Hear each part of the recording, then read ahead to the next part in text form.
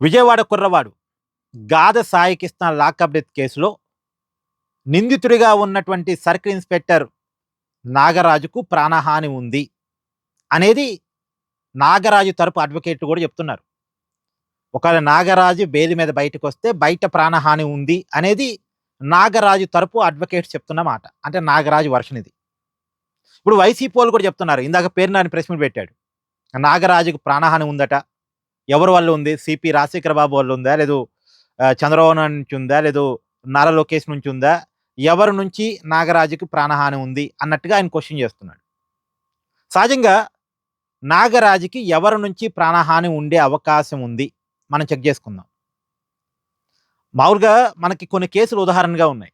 ఇప్పుడు జగన్మోహన్ రెడ్డి గారి బాబాయ్ వైఎస్ వివేకా కేసులో సాక్షులుగా, అనుమానితులుగా, నిందితులుగా ఉన్నటువంటి ఒక 6-7 చనిపోయారు. అనుమానాస్పద మరణాలు. ఆ మరణాల మీద చాలా అనుమానాలు ఉన్నాయి. వైఎస్ సునీత చాలా అనుమానాలు లేవనెత్తారు. రకరకాల వ్యక్తులు చాలా అనుమానాలు లేవనెత్తారు. ఎర్ర గంగిరెడ్డి, తర్వాత ఆ వాచ్మెన్ రంగయ్య, ఇది వివేకానంద రెడ్డి గారి వాచ్మెన్ రంగయ్య, వీళ్ళందరూ దాదాపు చివరికి వైఎస్ వివేకా గారి బాడీకి కుట్టేసినటువంటి ఆ వైఎస్ఆర్ కుటుంబానికి చెందినటువంటి డాక్టర్ అభిషేక్ రెడ్డి చాలా యంగ్ వయసు, అతను న్యూరో ప్రాబ్లంతో చనిపోయాడట. ఇలా ఈ అనుమానాస్పద మరణాల మీద చాలా అనుమానాలు ఉన్నాయి. సహజంగా వీళ్ళని ఎవరన్నా చంపేసి ఉంటే ఎవరు చంపేసి ఉంటారు? ఈ కేసును నీరుగార్చాలనుకునే వాళ్ళేగా, ఈ కేసులో నిందితులుగా ఉన్నోళ్ళేగా. ఒకవేళ వీళ్ళని చంపేసే కనుక ఉండుంటే చంపేసే అవసరం ఎవరికి ఉంటుంది? ఈ కేసులో నిందితులుగా ఉన్న వాళ్ళకు ఉంటుంది. అంతేగా. ఇప్పుడు పరకామణి చోరీ కేసు, ఇంకో రెండో ఉదాహరణ చెప్తున్నాను మీకు. పరకామణి చోరీ కేసు. ఆ పరకామణి చోరీ కేసులో ఆ పరకామణి చోరీని పట్టుకొని ఆ రోజు కేసు పెట్టి ఇప్పుడు కీలక సాక్షిగా ఉన్న వ్యక్తి ఇటీవల చనిపోయాడు. అది కూడా అనుమానాస్పద వృత్తే. ఆ కేసులో సాక్ష్యం చెప్పడానికి ట్రైన్లో తాడిపత్రి నుంచి బయలుదేరి వస్తూ ఉండగా ట్రైన్లో నుంచి ఎవరో నెట్టేసి చంపేశారు అనేది ఇప్పుడు కొన్ని అనుమానం. బట్ దాని ప్రూఫ్స్ లేవు కాబట్టి ఆ కేసు ముందుకు పోలే. కానీ అదొక అనుమానాస్పద మరణం. నిజంగా అనుమానాస్పద మరణం అయితే ఒకవేళ ఇది హత్య అనుకుంటే ఎవరు చంపేసి ఉంటారు? ఈ కేసులో నిందితులుగా ఉన్నవాళ్ళు చంపేసి ఉంటారు. అంతేగా. అతన్ని కాజేసే అవసరం ఎవరికి ఉంటుంది? ఆ కేసులో నిందితులుగా ఉన్న వాళ్ళకి ఉంటుంది. అంటే ఆ కేసులో నిందితులు ఎవరున్నారు? భూమున ఉన్నాడు. అంతకుముందు నేను చెప్పిన వైఎస్ వివేకా కేసులో నిందితులు ఎవరున్నారు? వైఎస్ అవినాష్ రెడ్డి ఉన్నారు. అంటే కేసులో నిందితులుగా ఉన్న వాళ్ళు తమ కేసులు నీరుగార్చుకోవడం కోసం సాక్షులను కూడా ఏదో చేయటం అనేది గతంలో మనం 2-3 కేసుల్లో చూసాం. మనకి ఎగ్జాంపుల్స్ ఉన్నాయి.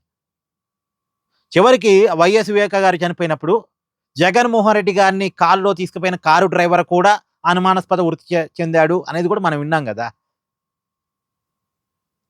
ఇవన్నీ మనకి అనుకున్నప్పుడు ఇప్పుడు ఈ నాగరాజు కూడా వైఎస్ఆర్ కాంగ్రెస్ పార్టీ నాయకుల నుంచి ఏమైనా ప్రాణహాని ఉందా?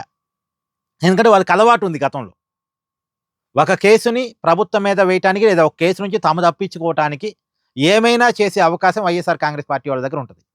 ఇప్పుడేమో ఇక్కడ వైఎస్ఆర్ కాంగ్రెస్ పార్టీ వాళ్ళు నిందితులుగా లేరు ఈ కేసులో.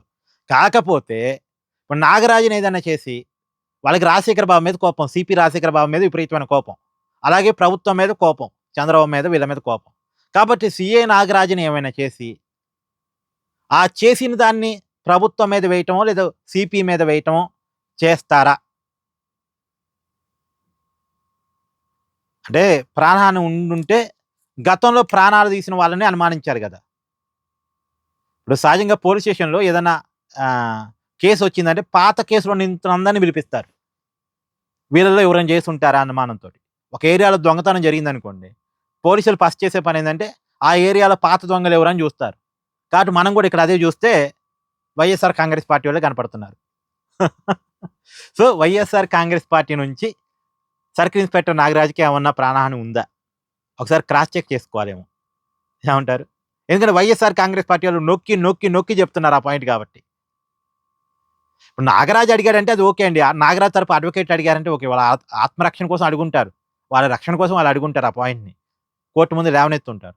కానీ వైఎస్ఆర్ కాంగ్రెస్ పార్టీ వాళ్ళు నొక్కి నొక్కి నొక్కి చెప్తున్నారు ఆ పాయింటే కాబట్టి ఏదో డౌట్ వస్తుంది. ఏమంటారు? కామెంట్ చేయండి.